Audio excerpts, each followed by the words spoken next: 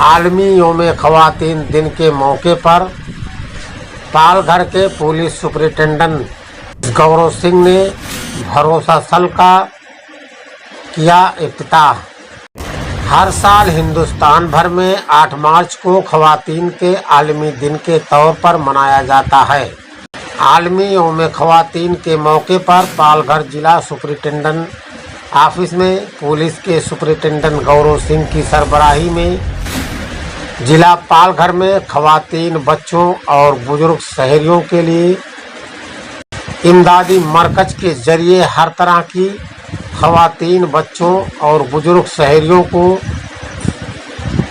تکلیف نہ پہنچے اور ان کو تعاون اور سہولیات کی فراہمی کے لیے نیز ان کی مناسب رہنمائی کے لیے بھروسہ سیل کی شروعات کی گئی ہے۔